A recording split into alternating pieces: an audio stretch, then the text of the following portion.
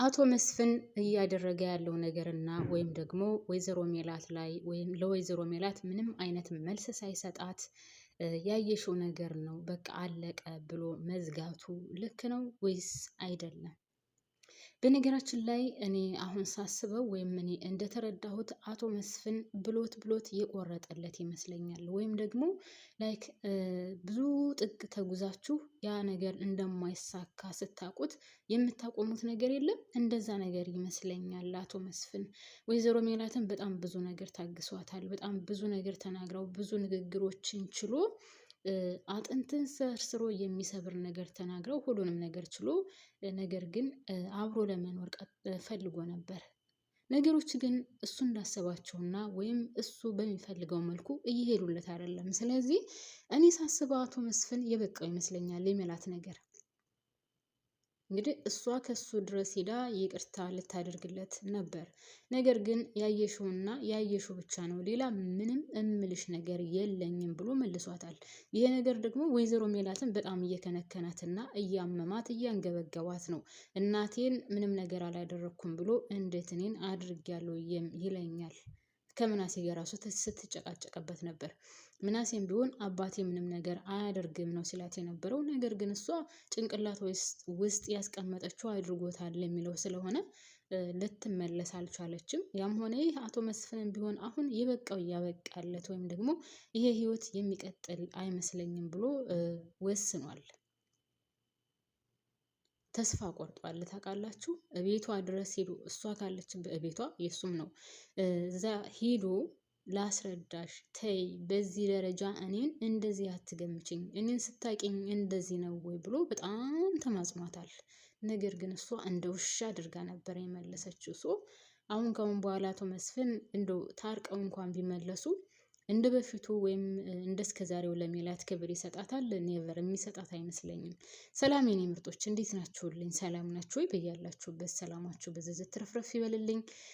ለቻናሌ አዲስ የሆናችሁ ካላችሁ ላይክ እና ሰብስክራይብ እያደረጋችሁ ከጎኔ እንድትሆኑ እንድታበረታቱኝ እላለሁኝ ማለት ነው። ነባር ቤተሰቦች ቪዲዮውን ስትጀምሩት ማለት ነው በላይክ ጀምሩት። ስለምታበረታቱኝ ከጎን የሆናችሁ ከልብ ነው የማመሰግነው እና 10,000 መግባት ፈልጋለሁ የኔ ፍቅሮች፣ የኔ ማሮች፣ የኔ ቅኖች ማለት ነው። አዲስ ከሆናችሁ ሰብስክራይብ አድርጋችሁ የደወል ምልክቷን ተጫኑልኝ። ከዛም ላይክ በማድረግ ማለት ነው ስወዳችሁ 10,000 ያስገቡልኝ ማለት ነው የኔ ቅኖች። እና እንግዲህ ወደ ወይዘሮ ሜላት ስንመለስ ትዳሯ አሁንም ቢሆን በጣም ባስፈሪ ወይም በአስጊ ሁኔታ ላይ ነው ያለው። ሲቀጥል ሰላምዬ በጣም ጨንቋት ስለነበረ ከሀናም ጋር ብዙም ስላልነበረች እንግዲህ ሰላምዬም በጣም ታሳዝናለች። አሁን እያሳዘነችኝ ነው። እንደውም ብቻዋን ኩርሽሽ ብላ ቁጭ ብላ ሀና ከውጭ ስትመጣ ምን ሆነች ነው ለብቻሽ ቁጭ አልሽው ስትላት እድሜ ላንቺ፣ አንቺ በጣም ንጹህና መልካም ስለሆንሽ በአንቺ ምክንያት ከሁሉም ጓደኞቼ ርቅ ያለሁ እንዳንቺ እየመሰሉኝ ነበር ያለቻት። እና እሷ ግን አሁን ሰላምዬ ውስጧ የተረበሸው ሀና ወደ ደሴ ልትሄድ እንደሆነ ስላወቀች እና ሀና ወደ ደሴ ከሄደች ደግሞ ቤቱ ሰላም እንደማይኖረው ያሳለፈችውን ጊዜ ስለምታውቀው እሱ ውስጧን እየረበሻት ነው። እንደውም ካያችሁ እንግዲህ ከእናቷ ከወይዘሮ ሜላት ጋር አንድም ቀን ልተኛ ብላ የማታውቀው ሰላምዬ እናቴ ጋር ልተኛ ብላ ከእናቷ ክላስ ገብታለች። እንደውም ወይዘሮ ሜላት በጣም እንትን ብላ ማለት ሀናን እንደትተሻት ብቻዋን ምናምን ስትላት ሀና ምን አለባት ቤት ውስጥ ናት እኮ ከአንቺ ጋር መተኛት ፈልጌ ነው ምናምን ነበር ያለቻት። እና ከዝራ ጋር ስታወራ እንግዲህ ሰምታል ነበር ማለት ለዝራ ስትደውልለት አይታ ነበር። እና እዝራ ጋር ማለት ከማን ጋር እየደወልሽ ነበር እንደዛ አላነሳልኝ አለ ብለሽ ተናደሽ የነበረው ብላ ስትጠይቃት ከሀና ፍቅረኛ ጋር ነው ነበር ያለቻት። እንደውም ወይዘሮ ሜላት የመሰላት ምንድነው ሰላምዬ ፍቅረኛ ኑሯት ከሱ ጋር የምታወራ ምናምን ነበር የመሰላት። ለማንኛውም በዛው አስታካ እስካሁን ድረስ ፍቅረኛ የለሽም ወይ? የዛ ጊዜ እየጠጣሽ እያመሸሽ ስትመጪ በጣም ከብዙ ሰው ጋር ነበር የምታወሪው።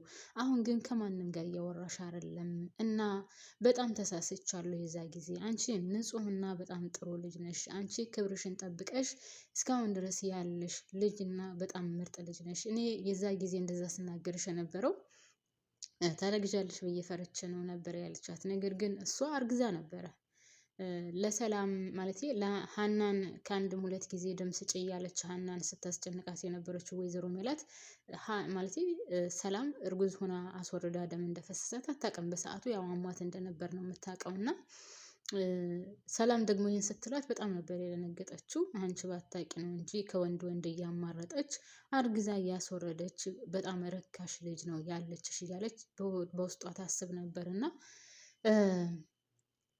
በጣም በነገራችን ላይ ሰላምዬም ማሳዝናኛል። ህይወት እንደዚህ ነው አንዳንድ ጊዜ እውነት በቃ እናንተ በፈለጋችሁት መንገድ አትሄድላችሁም። እንደዚህ ያደርጋሉ እንደዚህ ያደርጋሉ ብላችሁ ታስባላችሁ፣ ግን ፈጣሪ የጻፈውና ፈጣሪ ያለው ብቻ ነው የሚሆነው። እና አሁን ወይዘሮ ሜላት ሰላምዬን አላመነቻትም። ጓደኛ የለኝም ስትላት እንዴት እስከ ዛሬ ድረስ ጓደኛ አይኖርሽም ስትላት ውስጧን በጣም ነው የተሰማው። ሴት ልጅ ሆናችሁ እንዴት እናታችሁ እንዴት እስካሁን ጓደኛ የለሽም፣ እንዴት እስካሁን ፍቅረኛ የለሽም ብላ ስትጠይቅ ውስጥን ይሰማል። ቤተሰብ በጣም ከባድ ነው። እና ሰላምዬን በጣም እንትን ያለችኝ ታውቃላችሁ። በእሷ ቦታ ብትሆኑ ምን ታደርጋላችሁ? እንትኑ ስሜቱ በጣም ከባድ ነው። እንግዲህ በዛ ጊዜ ስጠጣ በነበረበት ሰዓት በጣም ብዙ ሰው ጋር ታወራለች፣ ብዙም ጓደኛም ነበራት ምናምን። አርፋ ስትቀመጥ ግን ምንም ሰው የሚባል ነገር የለም። እና ሰላም ማሳዝናኛለች ማለት ነው። ሌላው እንግዲህ ጽዮንና ሰላምዬ አሁንም ግብ ግብ እንደገጠሙ ነው። ደግሞ አስተማሪው ምንንና ከምን አቀላቅሎ አሳይመንት የቤት አሳይመንት እንዲሰሩ ጠይቋቸዋል ማለት ነው።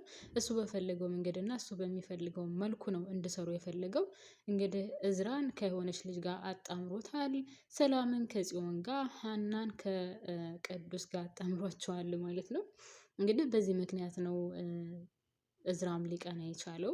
ምንድነው ግንኙነታችሁ ሀናና አንተ ግንኙነታችሁ ምንድን ነው ብሎ እዝራንም ጠይቆት ነበር ማለት ቅዱስን ጠይቆት ነበር። ነገር ግን ቅዱስ ሊመልስለት አልቻለም። ምክንያቱም ሀና ስላልመለሰችለት ማለት ነው።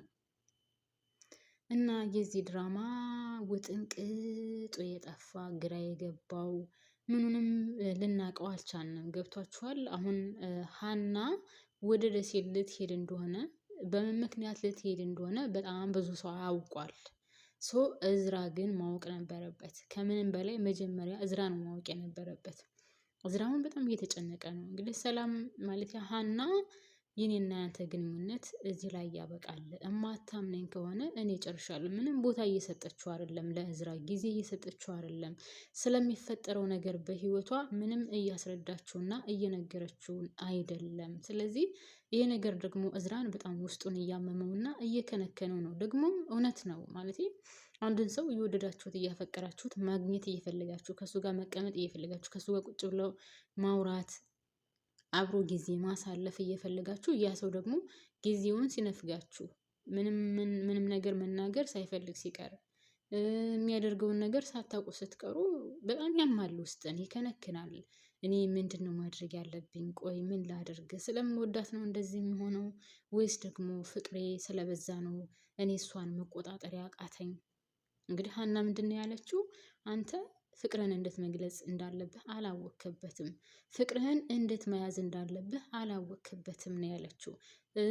በሌላ በኩል ደግሞ ቅዱስ ምንድነው ያለው? ሀናን የመሰለች ቆንጅዬ አፍቃሪ ልጅ ሰጥቶ መቅናትህ በጣም ነው የሚገርመው እና ፍቅርህን በስነ ስርዓት መንከባከብ አልቻልክበትም። ስለዚህ ተጠንቀቅ እንዳታጣት ነው ያለው። እሱ ደግሞ ግራ ገባው። ምንድነው ማድረግ ያለበት? እስኪ ቤተሰብ በእዝራ ቦታ ብትሆኑ ምን ታደርጋላችሁ? ሀና እንድትረዳው ማለት ሀና እዝራን እንድትረዳው እሱ የሚያስበውን እሱ ውስጥ ያለውን ነገር እንድትረዳው እዝራ ምንድን ነው ማድረግ ያለበት? መጀመሪያ እኮ እሷ ስለገጠማት ችግር ለእዝራ መናገር አለባት። በህይወቷ ስላለው ነገር ሁሉ እዝራ እንዲረዳት ከፈለገች፣ ካጠገቧ እንዲሆን ከፈለገች፣ ስለምታደርገው ነገር ከጎኗ ሆኖ እንድደግፋት ከፈለገች ማስረዳት አለባት መጀመሪያ። ማንም እያስረዳው አይደለም። በሌላ በኩል ጽዮን እየጨቀጨቀችው ነው። ጽዮን አሁን ስለሚከሰተው ነገር በጣም ደስተኛ ናት። እዝራና ሀና እንድጣሉ ነው የምትፈልገው። ይህንን ነገር ደግሞ ቅዱስ ያው እንግዲህ ይቅርታ ጠይቋል። ሀናን ከእሷ ስልክ ቁጥር ወስዶ ለጽዮን እንደሰጣት ሁሉንም ነገር ተናግሯል። ያው በሱ ምክንያት ኤልያስ እንደመጣ ሁሉንም ነገር አውቃለች እሷን ብትሆን። ግን ሁሉን ነገር ካበላሸ በኋላ ማነው ስሙ ቅዱስም ቢሆን ይቅርታ መጠየቁ ምንም ፋይዳ የለውም። ደግሞ እኮ ጽዮን እንደማትወደው እንደማታፈቅረው ለሱ ምንም እንዳልሆነ ያውቃል። በዛ ላይ ሀናን ግደልልኝ ብለው እኮ ሊገላት ሞክሮ ነበር። እና ግን ከዚህ ሁሉ ውጣ ውረድ በኋላ አሁን መጥቶ ይቅርታ መጠየቁ ወይም የሰው ህይወት ምስቅልቅሉ ከወጣ በኋላ መጥቶ ይቅርታ መጠየቁ ትርጉም አለው ብዬ አላስብም። በጣም መጥፎ ነገር ነው የሰራው ቅዱስ። ግን ካለፈ በኋላ ብዙ ነገሮች ከተበላሹ በኋላ መጥቶ ይቅርታ ቢጠይቅ ፋይዳ የለውም። በእኔ ቦታም ቢሆን እውነት ለመናገር ፋይዳ የለውም። ነገሮችን ምስቅልቅላቸው እንደወጡ አድርጓል። ሲቀጥል ደግሞ ሀናን ግደልልኝ ብለው እሺ ብሏት ነበረ። አስባችሁታል? እስከዚህ ነው ደርሶ የነበረው እና ቢሳካለት እኮ የዛ ጊዜ ማታ በዛ ድንጋይ ጭንቅላቷን ብሎ ሊገላት ነበረ። ያው አልተሳካለትም እንጂ እና ይሄን ነገር ራሱ ቅዱስ ሲሆን ለምን አልነገረውም? በእኔ ምክንያት ነው ሀና እንደዚህ እየተበጠበጠች ያለችው። ጽዮንን እንደማፈቅራትና እንደምወዳት ታውቃለህ። ከሱ ውጭ ማንንም አልወድም አላፈቅርም። ስለዚህ እሷ እንደዚህ ብላኝ ይህንን ነገር አድርጌ ነው የሀና ህይወት ሊበጠበጥ የቻለው ብሎ አስረድቶት ቢሆን መልካም ነው። ለማንኛውም እኔ እዚህ ላይ ያበቃለሁ ማሮቼ። ቻው። ላይክ አድርጉልኝ ስወዳችሁ